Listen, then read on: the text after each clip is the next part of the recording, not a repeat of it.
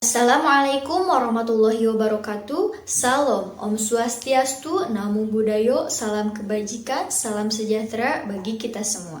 Yang terhormat Ibu Dr. Cucun Sunayengsi, SPD MPD dengan NIP 19860404201504202 selaku dosen pengampu mata kuliah landasan pendidikan, serta rekan-rekan mahasiswa sekalian yang saya banggakan.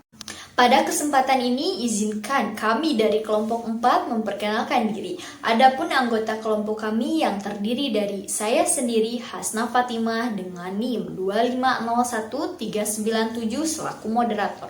Kemudian Sasi Z Ameka dengan NIM 2502032 selaku pemateri pertama. Dilanjut Nuri Sopianti dengan NIM 2501355 selaku pemateri kedua. Dan diakhiri Rahmah S dengan NIM 2502699 sebagai pemateri ketiga. Demikian perkenalan dari kelompok kami. Selanjutnya, kami akan menyampaikan materi presentasi dengan topik pendidikan sebagai ilmu dan seni. Untuk itu, kami persilakan Saudari Sasi sebagai pemateri pertama mengenai definisi pendidikan sebagai ilmu untuk memulai pemaparan. Baik, terima kasih kepada Teteh moderator yang telah memberikan kesempatan kepada saya. Jadi di sini saya akan memaparkan tentang definisi, klasifikasi, dan karakteristik ilmu. Yang pertama yaitu definisi ilmu. Ilmu berasal dari serapan bahasa Arab, yaitu alama yang berarti pengetahuan. Menurut Oxford Dictionary, pengertian ilmu yaitu aktivitas berpikir yang mencakup suatu sistematika, struktur, dan perilaku. Sementara itu, pengertian ilmu dalam Kamus Bahasa Indonesia, kata ilmu memiliki arti pengetahuan. Selanjutnya yaitu karakteristik ilmu. Yang pertama yaitu ilmu bersifat rasional. Apa maksudnya? Rasional artinya menggunakan akal sehat dan logika dalam berpikir. Jadi, ketika kita bilang ilmu bersifat rasional, maksudnya adalah dalam ilmu pengetahuan, segala proses berpikir harus masuk akal dan mengikuti aturan logika yang benar. Contoh sederhana, misalnya kita punya pernyataan. 1. Semua manusia akan mati. 2. Budi adalah manusia. 3. Maka budi akan mati. Pernyataan ketiga itu masuk akal karena mengikuti aturan logika dari dua pernyataan sebelumnya. Ini adalah contoh berpikir rasional. Kenapa ini penting dalam ilmu? Karena ilmu tidak boleh dibuat berdasarkan perasaan, tebakan, atau kepercayaan pribadi saja. Harus ada alasan yang logis dan bisa dijelaskan dengan akal sehat. Selanjutnya yang kedua yaitu ilmu bersifat objektif. Apa artinya? Objektif artinya tidak dipengaruhi oleh perasaan, pendapat pribadi, atau kepentingan tertentu. Ilmu hanya berdasarkan fakta dan bukti nyata. Jadi, ilmu itu objektif. Maksudnya adalah ilmu pengetahuan harus berdasarkan bukti yang bisa dilihat, diuji, dan dibuktikan kebenarannya oleh siapa saja, bukan berdasarkan opini pribadi. Kenapa objektif itu penting dalam ilmu? Karena kalau ilmu didasarkan pada perasaan atau keyakinan pribadi saja, maka hasilnya bisa berbeda-beda tergantung siapa saja yang menelitinya, tidak bisa diuji atau dibuktikan oleh orang lain, tidak dipercaya secara umum. Tapi kalau berdasarkan bukti, maka hasilnya bisa diuji ulang, bisa dipercaya oleh banyak orang, kebenarannya lebih kuat dan bisa dipertanggungjawabkan. Selanjutnya yang ketiga yaitu ilmu bersifat umum atau universal. Ilmu bersifat umum atau universal artinya ilmu pengetahuan berlaku di mana aja dan untuk siapa saja, tidak terbatas pada tempat, waktu, budaya, atau kelompok tertentu. Ilmu bersifat terbuka, artinya ilmu dapat dipelajari, diuji, dan dikembangkan oleh siapapun, bukan milik pribadi atau kelompok tertentu saja. Kenapa ini penting? Agar ilmu bisa dikembangkan terus-menerus karena banyak orang bisa ikut meneliti dan memberi masukan.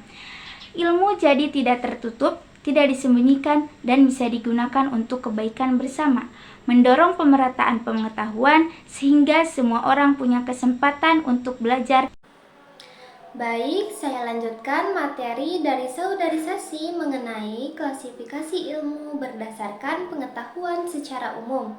Ilmu dapat dibagi menjadi 3 rumpun besar. Yang pertama, ilmu-ilmu alam atau natural sciences yang berfokus pada objek universal yang dapat diamati secara empiris. Ilmu ini menggunakan dasar aksioma serta metode ilmiah dengan contoh bidang seperti matematika, fisika, dan biologi. Ciri utamanya adalah logis, pasti, dan terukur. Kedua, ilmu sosial atau social sciences yang memusatkan perhatian pada manusia dan interaksi sosialnya. Ilmu ini mempelajari berbagai fenomena sosial, budaya, hukum, ekonomi, hingga pendidikan. Dengan contoh cabang seperti sejarah, ekonomi, sosiologi, hukum, dan bahasa. Ciri khasnya adalah mengkaji aspek kerohanian serta kebudayaan manusia.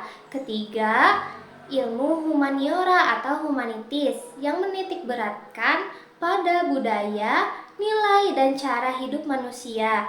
Bidang ini mencakup sastra, filsafat, sejarah, hingga pendidikan. Ciri utamanya adalah kajian yang mendalam mengenai nilai serta mentalitas manusia dan sering kali dipadukan dengan ilmu sosial untuk memperkaya pemahaman. Sekian yang dapat saya sampaikan, saya kembalikan kepada moderator. Terima kasih kepada pemateri pertama atas penyampaian materinya. Selanjutnya, kita akan mendengarkan pemaparan dari pemateri kedua, yaitu Saudari Nuri. Pada Saudari Nuri, dipersilahkan.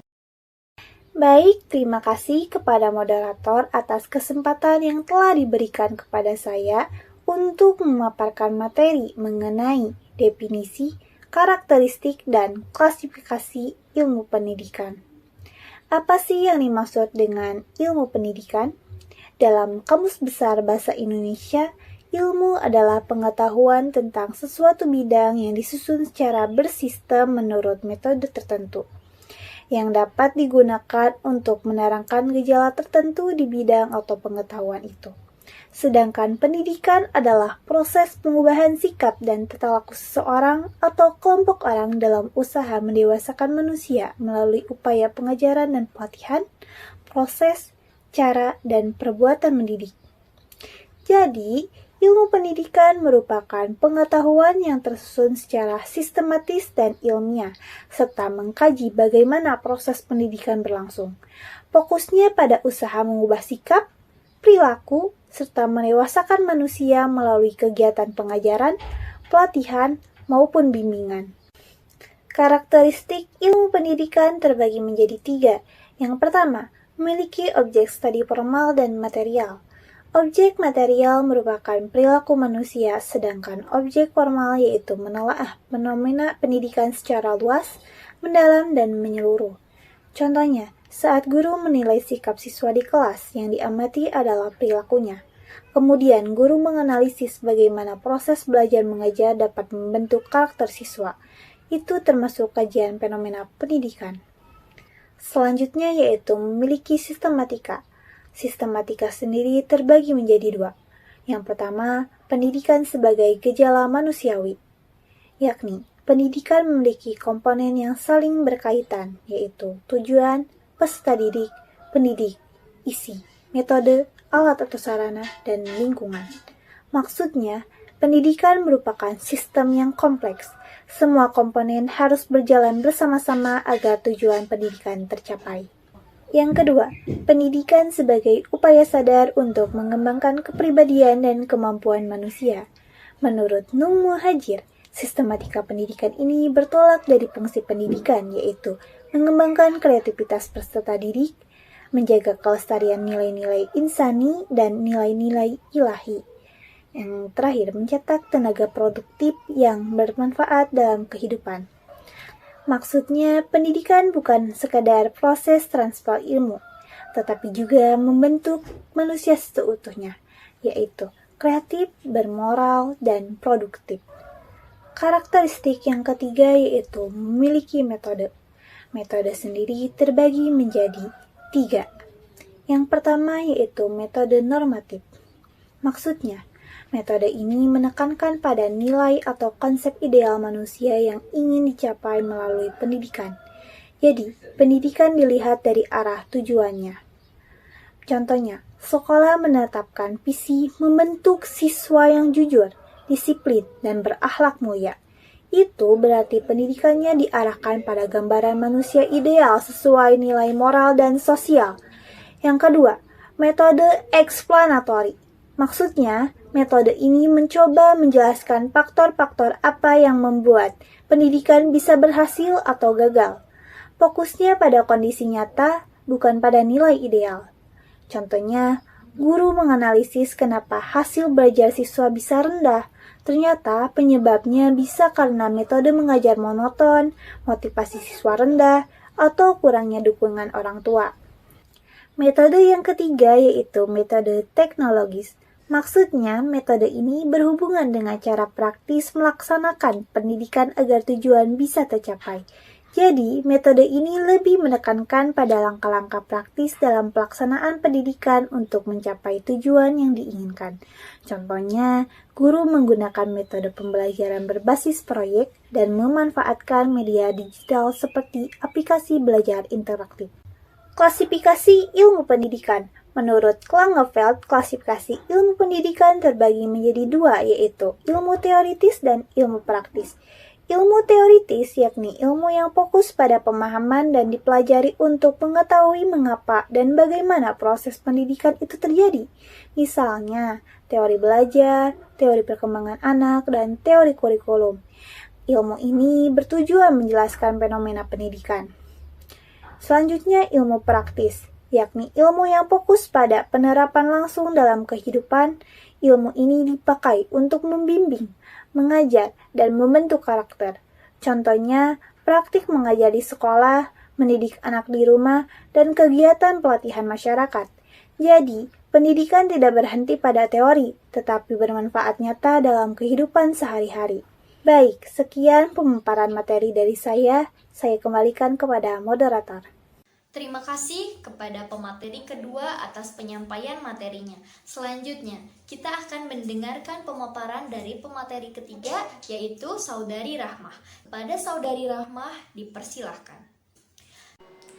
Baik, terima kasih kepada moderator yang telah memberikan saya kesempatan untuk memaparkan materi mengenai konsep pendidikan sebagai seni.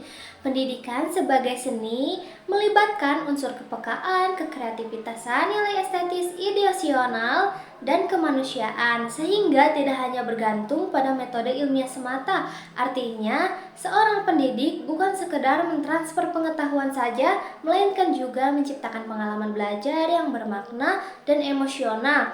Setiap siswa memiliki potensi, gaya belajar, dan minat yang berbeda-beda, sehingga seni dalam pendidikan muncul ketika guru mampu merancang pendekatan yang fleksibel, bervariasi, bahkan melalui eksperimen atau media seni visual agar siswa dapat belajar dengan cara yang paling sesuai. Dengan demikian, pendidikan sebagai seni tidak menggantikan aspek ilmiah, melainkan melengkapinya. Jika ilmu pendidikan memberikan landasan teorik, metodologi, dan evaluasi, maka seni memberikan jiwa, keunikan, dan pengalaman yang lebih hidup dalam proses belajar.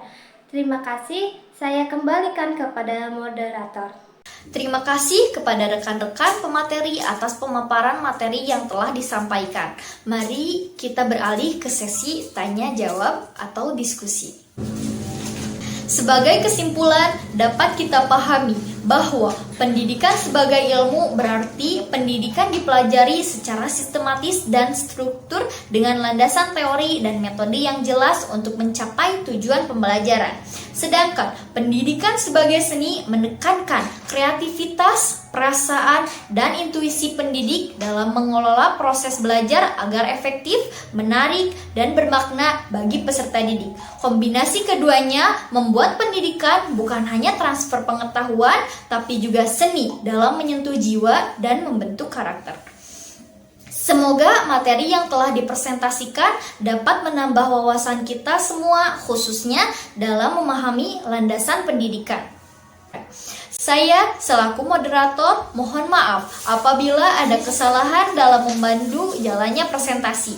Akhir kata, saya ucapkan terima kasih atas perhatian dan kerjasama semua pihak. Wassalamualaikum warahmatullahi wabarakatuh.